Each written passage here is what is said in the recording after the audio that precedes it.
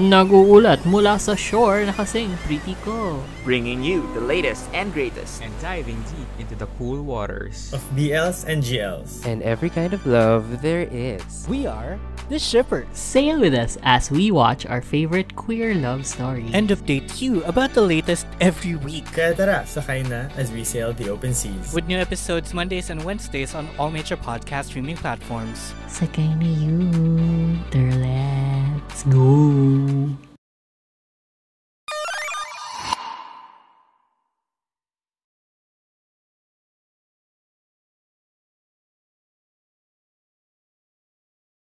The views, takes and opinions expressed on this show are of the host's own and do not represent the views, takes and opinions of the Bunk Collective and its affiliates. Material and sources mentioned in this episode is for general and commentary purposes only.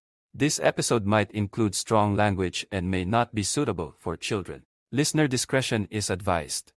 Stay safe and stay wrestle everyone. Welcome to the main event, Mark.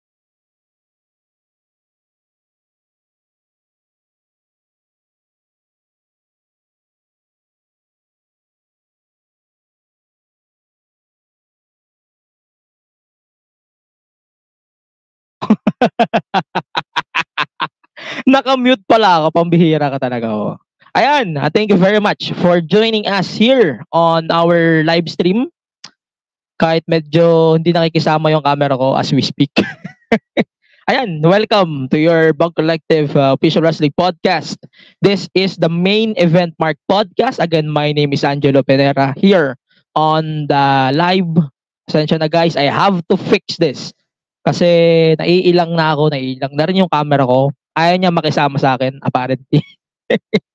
But then, join me as we are going to dive into Dexcon Dekada. Pasensya na nag-adjust ako ng camera ngayon. But then, thank you ulit sa pagsama dito sa episode na to. We're going to focus on King and Queen of the Ring on this specific episode because yung double R nating Preds ko, it's being recorded already. And I'm going to release this both together sa dalawang episodes. So, 219, yung double R nating predictions. And then this episode will be episode number 220. Ayan, thank you very much again for joining us here on the show. Kahit shaky yung camera ko dahil lang pag-shake niya nga, gumagalaw yung camera ko as we speak. Pero, ayan, we will continue on that.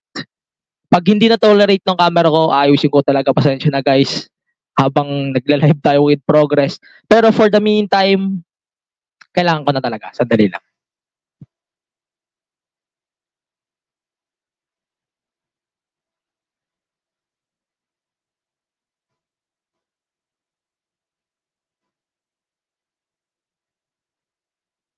Yan, better.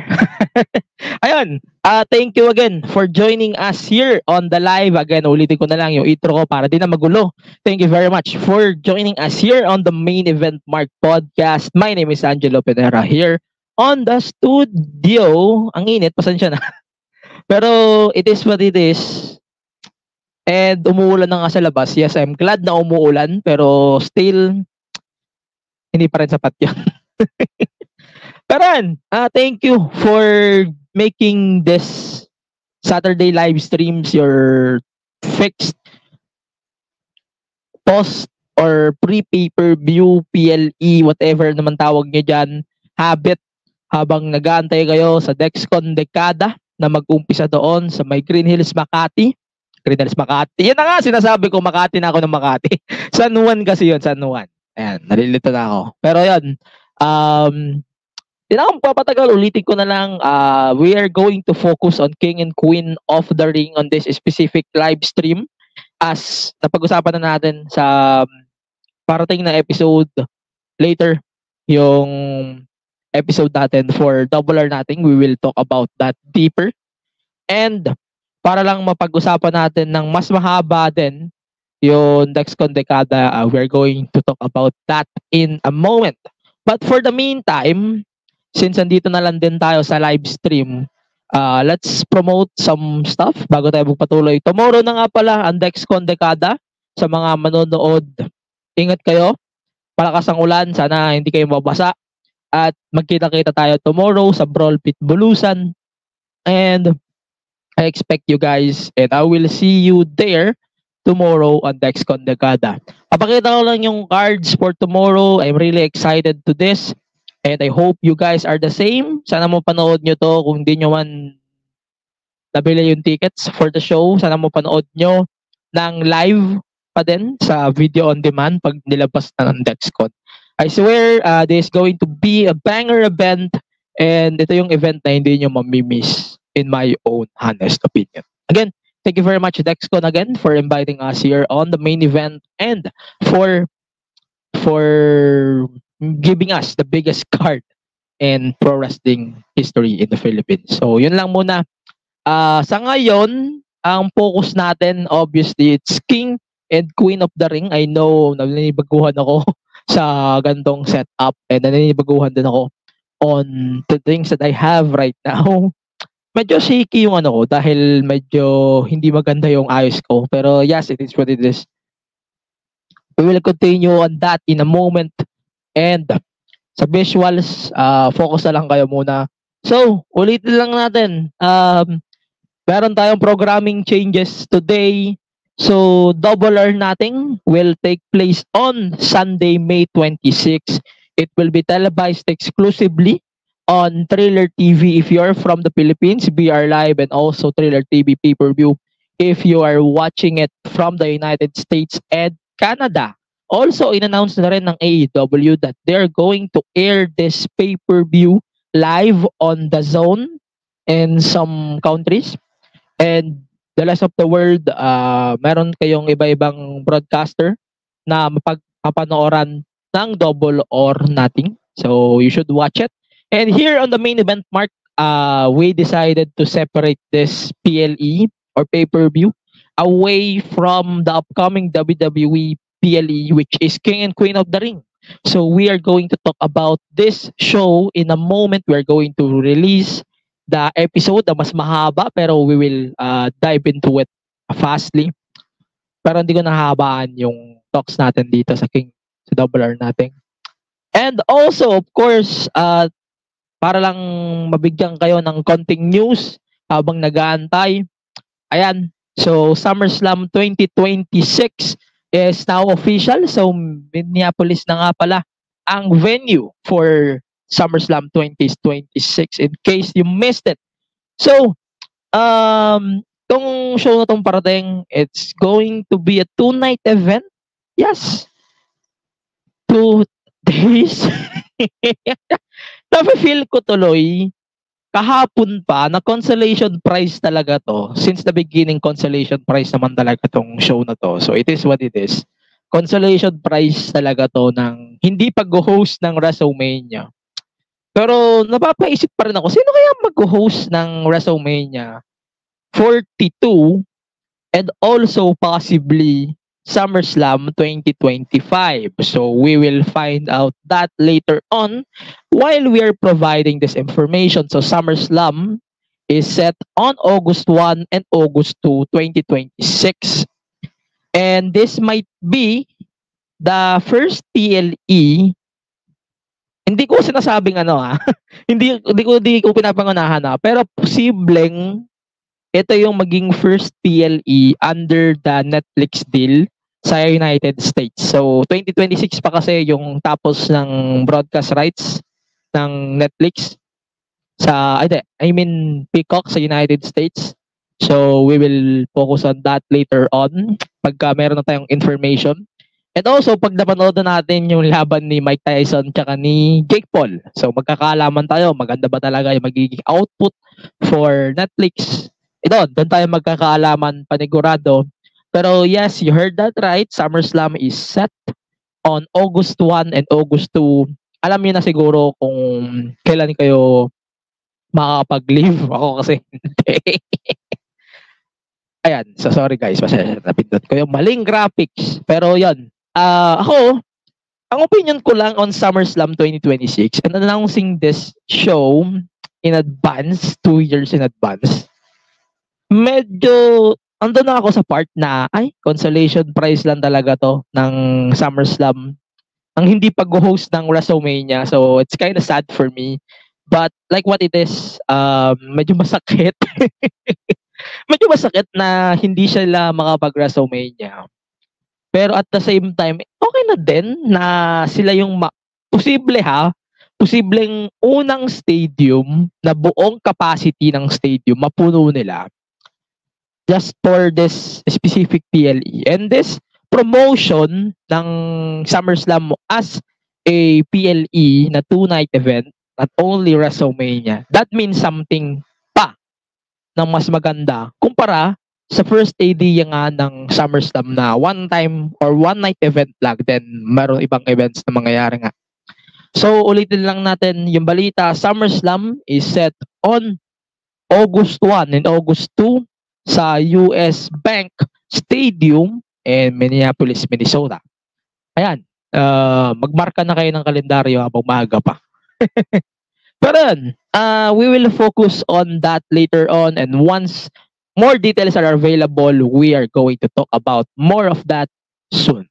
For now, let's talk about the pay-per-view that we're going to talk about, King and Queen of the Ring. So this PLE will be televised this Sunday. So tomorrow na yan, it will be televised, only available live on Sunday, May 26, 1 a.m. on Disney Plus. If you want to watch it on Disney Plus, you can watch it on Disney Plus. But it is what it is. You can watch it over there. And yeah, ang impression ko lang naman for this year's King and Queen of the Ring, medyo, alam mo yun, ando na ako sa part na, sige, medyo hindi na ako gaano may excite dito. Kasi we know the results and ina-expect ko na yung ina-expect ko. So, yeah, we might see these things fold by tomorrow. And mamaya after ng break natin, papag-uusapan natin ng mas mahaba yung magiging flow, possibly, ng show na to tomorrow on King and Queen of the Ring. For now, we just have to take a short break here. And we're going to check our kabunkmates on Bunk Collective. Annyeong, we are One to Sarang, your next favorite Hallyu podcast. We talk K-drama. Mandaming kilig every time we K-drama. We also talk K-pop. Yung feeling ko sa 17 na they bring me so much happiness. And we live to entertain. What you gonna do when Dicky steak in front of Check us out now on Spotify and Apple Podcasts. Also on YouTube. Join us sa Tawanan at Kwentuhan from One to Sarang. Check. Yan. Sadya na guys. Ayan, may technical difficulties talaga tayo today. Pero we are live. Okay, so nagtatanong si Ina. By the way, thank you very much for joining us back here on the podcast. Si Ina nagtatanong pala, paano nga daw pala mapapanood yung AEW Double or Nothing?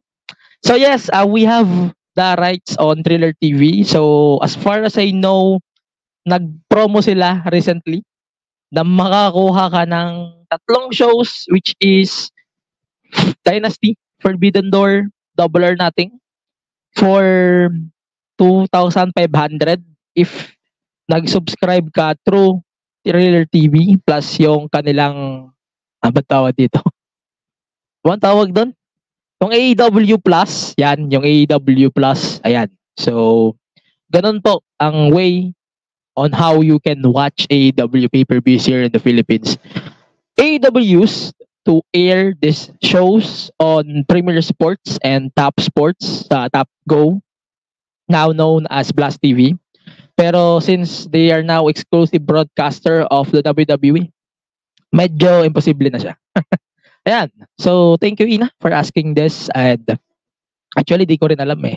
Wala naman tayong ibang way para mapanood yung AEW shows as much as we want to provide any information about it. Pero yun, it is what it is. Continue nga tayo. So, focus na tayo sa aking thoughts and opinion for this year's King and Queen of the Ring. So, this might be my predictions for the show. Ayan. So, umpisa tayo. So, obviously, the finals of King and Queen of the Ring has been made official. The men's side of things, we have Gunther and Randy Orton. And over on the women's side, we have Lyra Valkyria and Nia Jax. And ayan. So, sinabi na ni Triple H kahapon sa kick-off ng King and Queen of the Ring that the winner of this matches ay makakuha ng World Title matches at SummerSlam. So, they taste few things here sa episode to ng SmackDown. In case you be able to watch it, you can watch it later on Blast TV. So, for context lang guys, madaling araw to pinalabas ng live sa TNT Sports. And nakapanood tayo high seas. And then na-air siya kanina 8 a.m. sa Blast TV and Top Sports. Yan. So, let's talk about this PLE na, no? Habang in progress na yung live, in progress na yung pinag-uusapan natin. Men's King of the Ring. Orton, para sa akin kasi, they are teasing Randy Orton versus Cody na. Already on the episode of SmackDown. So, medyo may, meron na tayong ine-expect na mangyayari over on SmackDown. On Raw, meron din naman tayong ine-expect. Pero Gunther doesn't want to make it obvious. So alam niyo naman si Gunther, he is very unpredictable. And we might see Gunther dominating Randy Orton on this event itself. So hindi na ako magugulat if Gunther will be able to beat Randy Orton senseless on this show tomorrow. And si Orton naman, regardless naman, parang makakuha rin naman siya ng title shot because of what happened earlier on SmackDown. And then, sa women's naman, Queen of the Ring, Lyra Valkyria versus Nia Jax. This might be the coronation of Queen Nia. And wow, I cannot believe I am going to say this right now. But Queen Nia Jax is coming. Ako may isip. Pero yes, Queen Nia Jax, very obvious. We might see this anytime soon. And I cannot wait as well kung ano yung pasabog niya once she will able to face Bayley at SummerSlam for the Women's Championship. And yeah, I cannot wait to see all of your opinions then coming SummerSlam pag nagkaroon na ng official graphics or official card for this year's SummerSlam. So, ang posibleng ina-expect ko lang naman for SummerSlam this year, ito. Drew versus Gunther. If hindi pa cleared si CM Punk by then. And then we might have Randy Orton versus Cody. And then Lyra Valkyria versus Becky Lynch.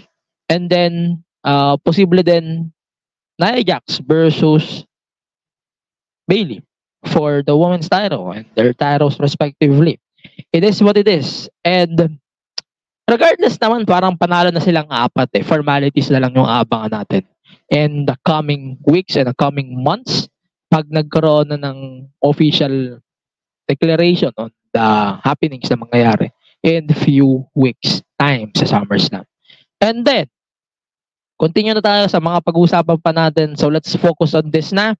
Cody Rhodes versus Logan Paul, and isa lang po ang title on the line dito, hindi siya belts versus belt, champion versus champion. It's only for the undisputed WWE Universal Championship. Medyo okay lang sa akin kasi nag-plot na rin sila ng seeds for Logan Paul versus LA Knight. So we might see that soon. And then, parang they are kind of obvious that after SummerSlam, Logan Paul might take a leave of absence dahil magkakaanak na rin yung asawa niya. So, I think that will happen. Tapos, parang Cody might get The Rock soon, after na tong tatlong shows na to, meron pang SummerSlam, then Bash at the Berlin. Ayan, magkakaalaman tayo on the happenings na mangyayari sa King and Queen of the Ring. Especially with this match. Prediction ko, hindi ba obvious? Hindi ba obvious? This has to be a Cody win easily. Cody, parang hindi siya naniniwala na hindi ilalabas ni Logan Paul yung brass knucks. So, that's the story that's running right now simula nung kick-off sa King and Queen of the Ring kick-off na hindi naman nila tinelevise to. Akala ko iti-televise talaga nila yun. But yes, thank you WWE for providing us the clip for that. And yes, it's very clear that we might get Cody winning over Logan Paul. It's very obvious naman. And I'm good at it. I'm really good with this. I'm glad that we might get this coming soon at SummerSlam. So yeah. Next match. It's going to be Becky Lynch defending the Women's World Championship against Liv Morgan. For me, this is going to be one of the most prominent matches on the card very easily. And you know on how things might go on their feud and sa continuity din ng build ng Liv Morgan, Dominic Mysterio feud and kung paano rin nila i-build yung progress for the upcoming Queen of the Ring winner and also Lyra Valkyria. They're teasing it a lot lately. So we might see Becky losing to Liv and then Liv might get her moment. And then at SummerSlam, we're going to get a three-way between Liv Morgan, Lyra Valkyria, and Becky Lynch for the women's title. So yun na sa akin. Pero for now, I'll give this to Liv. So, yeah, it is what it is. Yun, finally, it's a three-way match for the... Sorry, guys. It's a three-way match for the Intercontinental Championship. So, it's Sami Zayn defending against Bronson Reed and Chad Gable. So, this match ba tawag dito? This match is obviously going to steal the show. I can promise you that. Ganda ng story between Chad Gable and Alpha Academy. Alpha Academy. We might see that by tomorrow kung paano nga ba magfo-fold yung storytelling when it comes to this table. And I cannot wait to see more of that pagka nag-execute ng maganda yung storyline for King and Queen of the Ring, especially with Sami obviously retaining and then Otis and Chad feuding eventually. And yeah, Bronson Reed, I would love to see him become champion anytime soon. But for this one, I think this must be a Chad Gable or Sami win. For now lang naman. Pero I would love to see Bronson Reed becoming champion anytime this year as well. Pero yan, let us know your predictions for this year's King and Queen of the Ring PLE. And ayan, parang marami tayong abangan din sa mga susunod na araw. At habang in progress na yung PLE, ay papalag ko na rin na mamaya after ng episode na to, pagkatapos nito, we are going to release episode number 219. We are going to do the predictions for this year's Double or Nothing on that episode sa Spotify, Apple Podcast, here on YouTube as well, and also on your favorite podcast platforms. For now, we're going to take a short break, and when we come back, we're going to talk about Mercedes Moné. Alam ko napag-usapan ko na to sa live sa episode kahapon. Pero masamasahin natin ng konti para lang mas mabilis yung maintindihan kung ano yung naging thought ko about it kahapon. So pag-usapan natin yun in a moment. For the meantime, we're going to take a short break. Let's check our kabunkmates on Bunk Collective. Naguulat mula sa shore na kasing pretty ko. Bringing you the latest and greatest. And diving deep into the cool waters of BLs and GLs. And every kind of love there is. We are the Shippers. Sail with us as we watch our favorite queer love story. And update you about the latest every week. Kaya tara, sakay na as we sail the open seas. With new episodes Mondays and Wednesdays on all major podcast streaming platforms. Sakay na you. Let's go. Yon. Thank you very much again for joining us here on the podcast. Again, my name is Angelo Penera. And here, let's continue with some of the major news that you might miss. So, ito, pag-usapan natin tong WWE Speed. So, nagkaroon ng tournament si AEW for this championship contendership. So, ba't ako AEW ng AEW? WWE. Nagkaroon si WWE ng tournament for the contendership of this belt. So, for context lang guys, nag-explain si Ricochet din bago tayo magpatuloy that this belt is exclusive on X kaya hindi talaga siya pwedeng ipakita sa WWE programming, sa iba pang programming. Yes, it's part of the WWE programming, but this belt is exclusive only on X, kaya justified na hindi siya mapapakita sa iba pang programming, even on Raw and SmackDown, because the belt is exclusive on X. So, simple as that. That's how Ricochet explained the exclusivity of the belt. Sana yung roster ganun din, no? But, anyways, this match between Ricochet and Tyler Bate might be my favorite match on the bunch so far sa lahat ng matches on WWE Speed. Alam nyo, yes, this is only 5 minutes and imagine that hindi ka tatagal sa panonood nito. And for me, this is amazing already. I wish we can get a full-blown match between Ricochet and Tyler Bate though. Pero this is really a good start for WWE, especially when it comes to the defending Speed champion. And I would love to see more talents joining Speed and the show anytime soon. And yeah, I would love to see Dragon Lee again here on Speed, like Axiom, si Nathan Fraser. Yeah, I would love to see more NXT stars on this card anytime soon. And yeah, that would be great. Ayan. So, habang nagpapatuloy tayo dito sa episode na to, i-quick dive nga natin tong Double or Nothing. Ayan.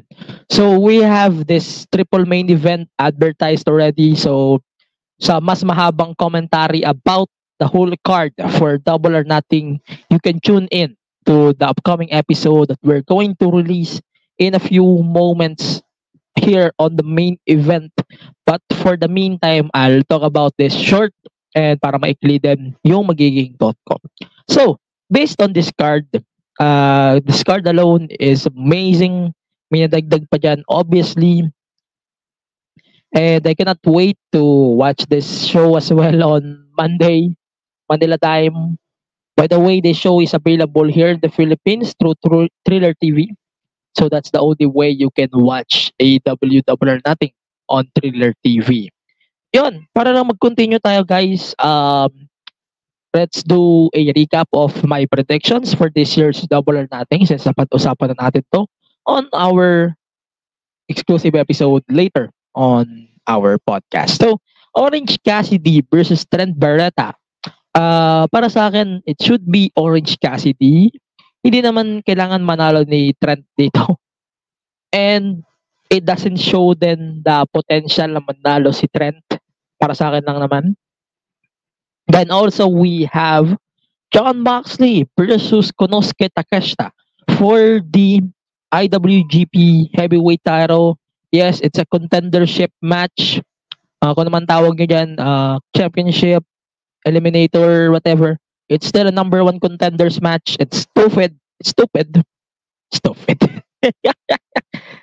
hindi pa rin maganda sa akin yung kantong contendership matches on a pay-per-view. So imagine that you're getting contendership matches on pay-per-view.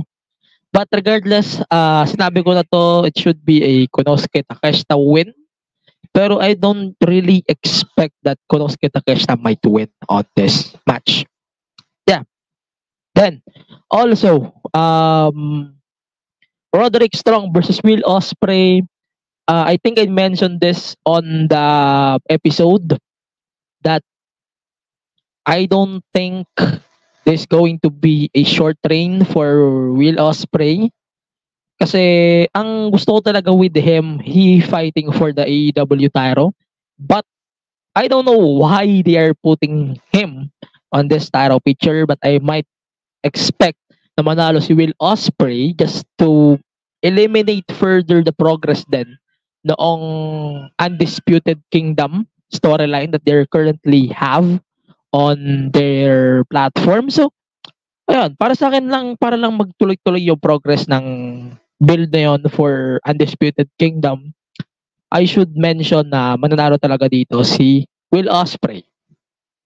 Also, yung TNT title will be on the line in a steel cage match between Adam Copeland, the rated R superstar, and Malachi Black. So, it's time for Malachi Black to get his first singles title in AEW. I don't really see Adam Copeland holding the belt longer. So, para sa akin, it should be Malachi Black's time. And to prove his point then that he should be the man right now for AEW. So, yeah. I think this should be a Malachi Black win. And nga, Tony Storm versus Serena Deeb. Like what I said on the exclusive episode, which is you will be able to listen in a moment. I think this feud is kind of squeezing the Mercedes Moné Willow Nightingale feud, but yeah, I'm glad that they're promoting the TNT title or the TBS title higher than this, but it's kind of sad that hindi makapagsabay si AEW sa pag-build ng feud sa to. Sinabi ko din sa episode na yon na medyo magulo yung picture when it comes to the Tony Storm belt, unlike the direction that we have on the TBS title. Pero yun, Tony Storm winning over Serena Deeb. So medyo expected na. Yun. Anarchy in the Arena. It's Team Elite versus Team AEW. Composed of Bryan Danielson, FTR, and Darby Allin. Galing sa Darby Allin Tony Khan Medical Center. Ayun. So, sinabi ko na to, pero, sorry guys, para lang mag-develop pa yung points or mag-prove pa ng points si Young Bucks, specifically Young Bucks, and also the Elite talaga as a whole. I think to cement the goal nila, they should let the Elite win over Team AEW. And yeah, wala namang issue sa akin kung mananalo yung Team AEW as long as hindi maging pointless yung pananarantado nila sa roster ngayon. Yan na yung masasabi ko. Regardless naman, hindi naman ito yung inahabangan ko. Tsaka yung isa pa. Ayun. So, Willow Nightingale versus Mercedes Moné for the TBS Championship. Again, props to Tony Khan for giving this a pretty solid build. Pero nag-sacrifice tuloy yung women's title. It's kind of sad. Pero Willow versus Mercedes Moné na hindi po number 1 greatest wrestler of all time for me. Sorry guys, magiging tik ako dito. Pero sinabi ko doon sa episode na I don't really think Mercedes Moné is the GOAT, greatest of all time. If we are talking about GOATs here on this bullshit. Ayan, pero for me, hindi talaga si Mercedes yung GOAT of GOATs when it comes to the women's division. Sorry, Mercedes. But regardless, on my pick for this match, I think Mercedes Moné might get the win over Willow Nightingale. Yun, main event of this trio main event. So it's Swerve Strickland versus Christian Cage for the AEW World Championship. Like what I said, it's connected to the Anarchy, the arena match. So it's kind of obvious on how the build went out on this match. And I really think that it should be Swerve pa din para medyo obvious na ma-set up din ng maayos yung posibleng feud between Konosuke, Takeshita, Katsuchika Okada, and possibly then Will Ospreay for All in London. But yeah, abangan na lang natin yung mangyayari, pero I don't really think that Will Ospreay is still fighting the AEW title holder anytime soon. But yeah, regardless, it's a Swerve win over a Christian. Kasi we don't need Christian naman to hold another hostage. I don't need another hostage for Christian Cage. Sorry about that, guys. Pero it is what it is. You don't need another hostage for this belt. Ayun, ito yung mga paboritong matches pa natin na dapat nating abangan for Double or Nothing. So, it's Chris Jericho versus Hook versus Katsuyori Shibata for the AEW FTW Championship. So, no one cares about this match. Let's skip about this. Sinabi ko na daw noon sa episode. So, Unified World Tag Team titles, Bang Bang Bang Gang versus that triangle. It's for the undisputed tag titles. I don't really think that the titles will be dropped anytime soon. So, I'll stick with my pick over there, Bang Bang Bang Gang, for this belts. Yan. Ayan, ulitin lang natin yung mga plugs bago tayo matapos sa live na to. And medyo nainitan na rin ako. Sana maayos kayo lahat. Ayan, so Double or Nothing this Sunday, May 26, May 27 in the Philippines. It's Monday. Sorry guys. It's live on Thriller TV here in the Philippines. You can watch it as well on BR Live and also on Thriller TV pay-per-view if you're from the United States and on Canada. There's going to be a banger show. It depends on how you believe in AEW. But yeah, I wish AEW can give us a banger show on Monday, Manila time. Also, King and Queen of the Ring is coming this Sunday, Manila time, 1 a.m. Again, live lang po ito sa Disney Plus. Wala po tayong telecast for the video on demand. So if you want to get the video on demand on this show, mag-high seas na po tayo. Maganda na tayo ng high seas. Again, di na ako mag-alapag ko ng mga links yan. Pero yeah, that will be the best option to watch the show right now. Again, it's available exclusively on Disney Plus if you want to watch it live here in the Philippines. And also, i-mention ko na din, we have a TNA title match. It's made official. So it's Moose versus Matt Hardy for Against All Odds on Friday, June 14 sa Chicago o Sincero, Illinois. I'm really looking forward to this, but I don't really think that the title will be dropped anytime soon. But yeah, I don't really think that the title will be dropped anytime soon by anyone. Otherwise, it's Nick Nemeth talaga. Yan. Also, just made official for Against All Odds is Mustafa Ali versus Trent Seven as well. Same show, Against All Odds, Friday. It's for the X Division Championship. Also, it's been made official as well. It's a tag titles match between the System versus the Nemeth brothers, Nick Nemeth and Ryan Nemeth. It's for the TNA World Tag Team titles. And we will talk about this soon. Next week na siguro. So, usapan natin na mas mahaba dito sa main event part. Yun. Last thing. So far, dalawang stars na lang yung idadagdag for this match for the Women's North American Championship. We talked about this already on our live stream sa specific episode natin na i-release natin mamaya. So we are not going to dive into this ng mas mahaba. Pero yun, ulitin na natin. Yung mga shows, Dexcon Dekada is coming tomorrow at 6 p.m. sa Brawl Pit Bulusan. If you can still able to get any tickets for Dexcon Dekada, you can still watch it, but medyo imposible na kasi sold out na yung tickets for Dexcon Dekada.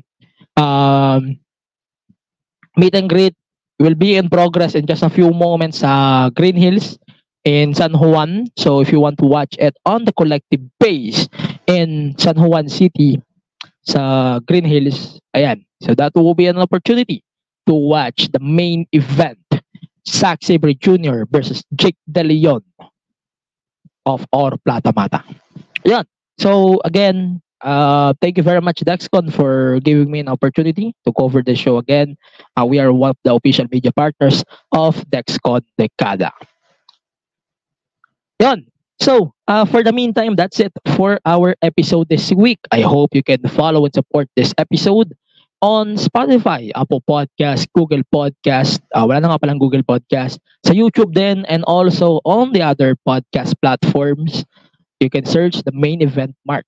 And also, you can follow the show on all of the social media platforms. It's on the down button below. So it's Facebook, on X, Instagram, TikTok, and on YouTube at the MEM Wrestling Pod. You can also support on Patreon, patreon.com/MEM Wrestling Pod. Also, you can support our friends from the Bunk Collective. So the Bunk Collective is available on their social media platforms at the Bunk PH and on their website, thebunkph.com. Also, here on the Bunk Collective, you can support all of our shows. And yeah, I hope you can support us here on the network. Also, Republika nga pala is coming on June 9 in just 2 weeks time. And yun nga, sa mga manonood ng Dekada, I will see you there tomorrow, 6 p.m. po yan sa Brawl Pit Bulusan in Quezon City.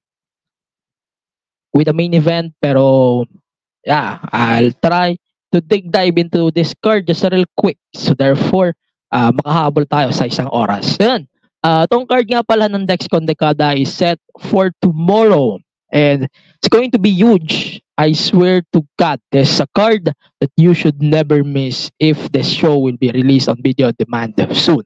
First thing, so Chelsea Marie wants a fight. So she wants a fight every time. So that's what I know based on her actions recently on Action Novela. Chelsea Marie is someone that just wants a fight anytime, anywhere.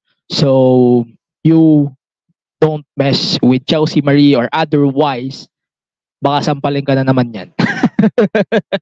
Ayan. So we have Razael versus Afam Steve versus Rex Lawin in a 3-way match. So Afam Steve, I'm really looking forward because he is one of the characters that I'm looking forward for this Dexcon matches or Dexcon series ng mga events. Si Afam Steve talaga yung tumatatak sa akin. And yeah, I cannot wait to see this action live tomorrow on Dexcon Dekada. And then we have Max versus David Rabena. It's a continuity match for the feud between Oro Plata Mata versus Max, and to extend MWF to them. Ayan. So this match will be mainly a continuity on the feud between the stable Oro Plata Mata and Max and his goal for the MWF Pinoy Wrestling Championship.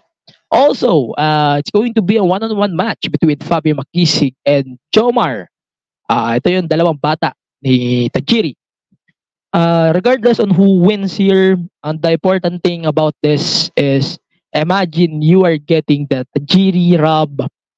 Para doon palang panalo na kayo. Para sa akin lang. Para doon palang panalo na sila parehas. Yan. We have 2 tag team title matches as well on the show. It's for the SPW Southeast Asian Tag Team titles. So it's the horrors of SPW versus Robin Sane and Romeo. So this will be Robin Sane's first tag team match for a while. And yeah, I'm really excited to this. And the horrors, nag-research ako by the way on them just a few hours ago. And sa tingin ko, magiging interesting figure sila sa akin. Yan ang makakasiguro ko sa inyo. I would love to see them aside from the main event obviously that we are going to talk about in a moment. Yan, isa pa. For the World Underground Wrestling Tag Team titles, it's TZK versus Pinoy Bulldog and Zera. Itong match na to, for me, this battle of the battles talaga ng World Underground Wrestling. And para sa akin, this is a match that you should never miss as well. But regardless on who wins, matibay po dito. Yan ang masasabi ko.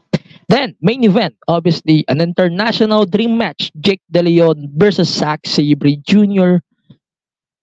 Imagine how things will go tomorrow on Dexcon Decada. Imagine the goosebumps that we might get on this show. Imagine how things might go on Dexcon Decada. I'm really looking forward into this. Kaya sulitin nyo ang araw nyo bukas kasi this is a once in a lifetime opportunity to watch Zack Sabre Jr. in an MWF Dexcon ring, Philippine ring. Imagine that. Alam nyo, tumatayo pa yung balahibo ko until now. And yeah, I cannot wait to watch this match live and on demand as well pag meron na tayong information about it. Yan. So that's it for the Dexcon Decada card. I cannot wait to see you guys tomorrow on the show. Papamigay ako ng konting stickers sa mga gusto ng stickers dyan. Meron akong stickers, Aqua Plus ko, para may idea kayo on how the sticker will go. Pasensya na. Pero I think this is going to be a banger sticker if you ask me. Ayan, sponsor ko lang yan. Hindi yun din sponsor ng kahit sino. Pero yes, ang ganda ng sticker, promise. Hindi siya mabasa agad, hindi siya na-agnas. So that's a good thing. If you want to get some dibs on the sticker, ayan, join lang kayo, pakita lang kayo sa Dexcon. And we will see you guys tomorrow on Dexcon Decada. Ayan, that's it for the show. Nakapag-plug na ako. So, thank you very much again for joining us here on the Main Event Mark podcast. And for the meantime, we're just going to set up the episode number 219. And then, we will see you guys on Sunday, Dexcon Decada. And for our season finale next week here on the Main Event Mark podcast as we talk about the two shows na mangyayari this weekend and also Dexcon Decada once we have a signal on it to talk about. And yeah, for now, stay safe and stay raso. See you on the next episode of the podcast. Goodbye for now.